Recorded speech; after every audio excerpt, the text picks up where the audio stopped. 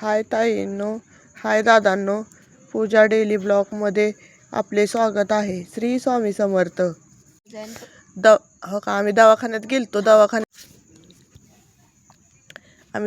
गेलतो आज. मग ह्यानी म्हणलं मला की जाऊया आपण गेस्ट हाऊसला. मग आम्ही गेलो गेस्ट हाऊसला, कारण का आम्ही गेस्ट हाऊसमध्ये राहिलेलो आहे.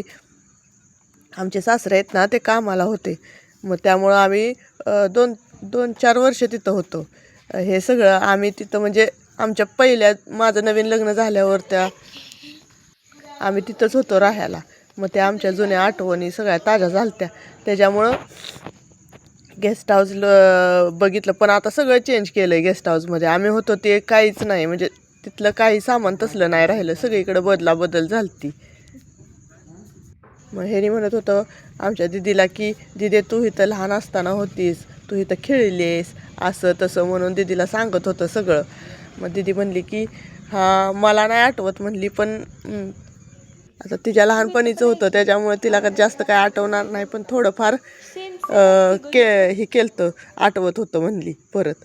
मग हे सगळं चेंज केलं बघा. हे कलर वगैरे परत फिरसे नवीन केलं. फक्त वर ही आहे ती त्याला तसंच आहे.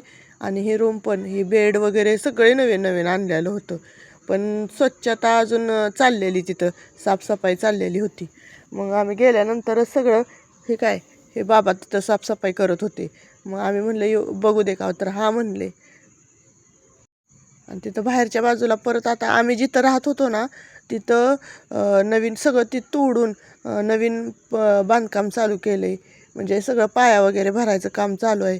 मग मी हे सगळं फिरून बघितलं. हे सगळं कलर काम केलं. ह्याला कलरच नव्हता आधी. हे सगळं बघा की पूर्ण असं कलर केलं आहे, त्याच्यामुळे पूर्ण नवीनच वाटतंय. कवटाची झाडं तिथं आहे ती बघा. कवटं पाडली पण कवटं काय पडली नाही ती. मग म्हणलं चला, चिंचाची झाडं आहे ती, चिंचा आहेत, सीताफळं, म्हणजे फळांची भरपूर झाडं आहे ती.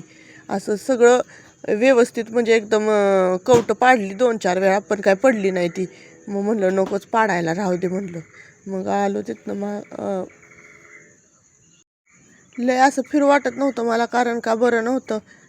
त्याच्यामुळं थोडंफार फिरलो आणि लगेचच ह्यानी बोलत होतं त्या बाबांशी. तवर मी आपलं बाहेरनं बघितलं थोडंसं आणि निघालो, कारण का अशी कॅपॅसिटीच नव्हती उभं राहायची. त्याच्यामुळं म्हणलं चला आता जाऊया. तरी पण ह्यानी म्हणलं थांब जरा, इथं बघूया तिथं बघूया म्हणून 2-3 वेळा असं इकडं फिरलो. मागच्या बाजूला विहीर आहे, पुढच्या बाजूला असं बोर आहे तिथं. हो का, हे सगळं पाडलं आहे आणि तिथं बांधकाम चालू केलं. हे कवटाचं झाड आहे बघा. हे पण कवटाचं झाड आहे. हो का, हे कवटं पाडत होतं ह्यानी. मग ते म्हणलं बघितलं. हो का, हे बांधकाम चालू आहे तिथलं. आणि हे कौलाचं आहे बरं का गेस्ट हाऊस. लय जुन्या काळातलं आहे, पाक इंग्रजांच्या काळातलं आहे असं म्हणतात सगळे.